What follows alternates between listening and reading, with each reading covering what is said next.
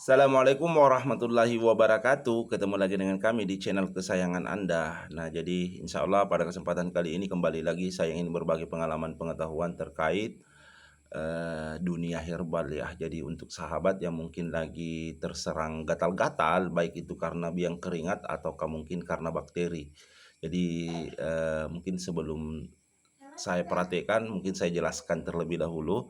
Jadi di sini teman-teman, yang saya maksud bakteri di sini ketika misalnya sering terkontaminasi dengan air yang mungkin penuh dengan maksudnya banyak bakterinya, kayak misalnya hobi saya kan memasang jaring di sungai. Nah, biasanya di sungai atau di parit-parit itu kan airnya biasa tergenang. Nah, di situ ketika kulit kita tersentuh dengan air parit tersebut, sepulang dari parit biasanya 2 atau 3 jam itu sudah ada sensasinya ya, gatal-gatal, dan wow, gatalnya memang cukup mengasihkan ya.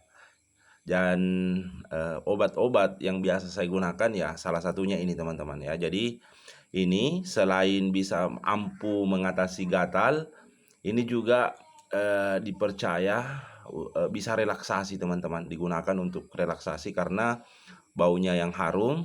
Biasanya kalau kita pusing-pusing, itu biasa yang salah satu daun yang dicari itu yang daun seperti ini teman-teman. Kemudian dikucek-kucek, kemudian dihirup-hirup, ataukah di apa ya?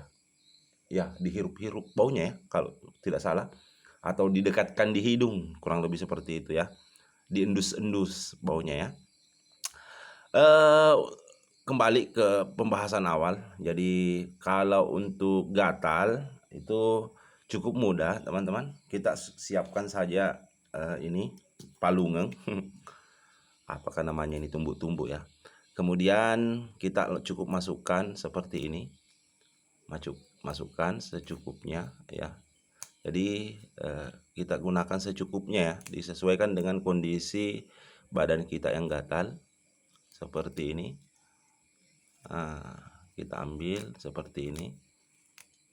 Nah, ini tadi airnya kan sudah ada sedikit tadi di sini sedikit ya. Kita kasih masukkan air sedikit. Kemudian ini sudah cukup. Jadi sekali lagi itu dikondisikan dengan kebutuhan kita. Kalau misalnya badan kita banyak yang gatal ya dikasih banyak-banyak juga teman-teman. Seperti ini.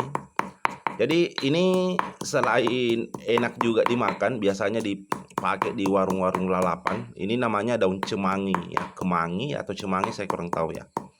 Yang pastinya yang sering dipakai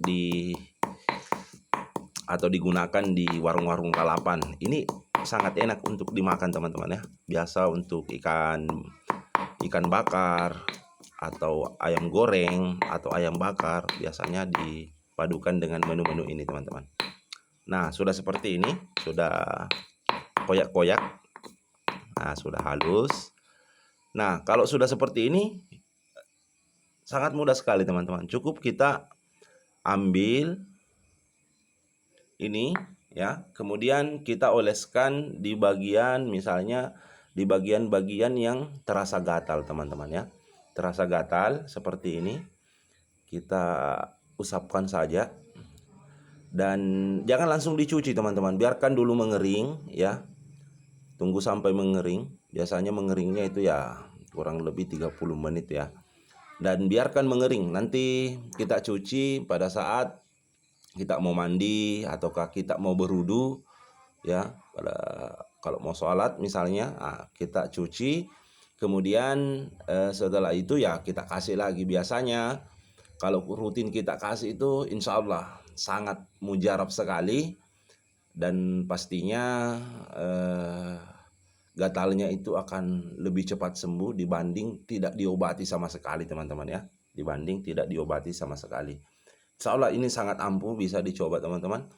Dan ya sekali lagi, karena gatal-gatal itu kan banyak penyebabnya teman-teman ya. Bukan cuma karena dari segi terkontaminasi dengan cairan, bisa juga karena dari segi makanan ya.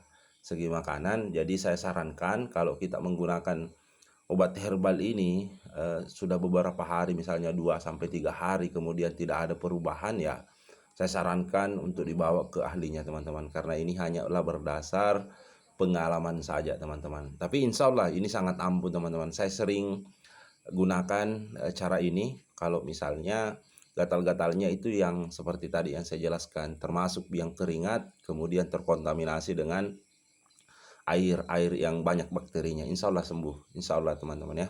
Jadi mungkin itu saja yang sempat saya bagikan untuk video kali ini. Lebih dan kurangnya mohon dimaafkan. Assalamualaikum warahmatullahi wabarakatuh.